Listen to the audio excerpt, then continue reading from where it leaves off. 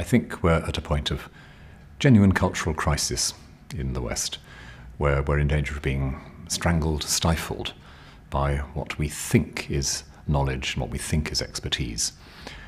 We're bound into short-term, problem-solving, anxious, control-oriented policies in every single area of our lives, from education through to technology.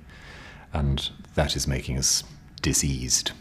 It's possible for people to live with about 5 to 10% of their humanity really engaged. Lots of people do. And that's really not good enough. Human beings deserve better. They deserve to have the fullness of their humanity engaged. And it's as we discover more and more of what that humanity really entails that we find we have more room for one another, more room for compassion, more room for imagination. A lot of this begins, I think, not in asking what's going to make me happy.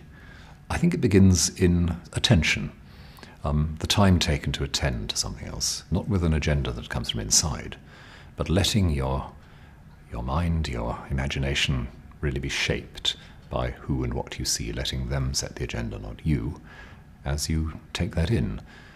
Now that needs, I think, a discipline of taking time, of giving space for that. It means setting aside a bit of time during the day for attending to something, and very often it can be a matter of attending to your eating and drinking, making sure that if you make a cup of tea, you sit down and drink it slowly, and you don't try and find something else to do while you're doing it. Wander around the kitchen with a cup in your hand while reading the newspaper. Just absorb it. I think for me as a religious person, it's the ground base of meditation. You try to make yourself present, actually be there where you are. And I think also exposure to the reality of the world, the feel of earth and grass, the feel of rain. And we want to protect ourselves so often from those basic physical things.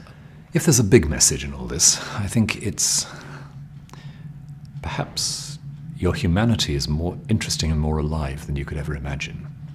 And consequent on that, give yourself the time and space you need to discover that. And in discovering that, you actually find new ways of connecting with the earth and with the people around you. And I would say too, with God.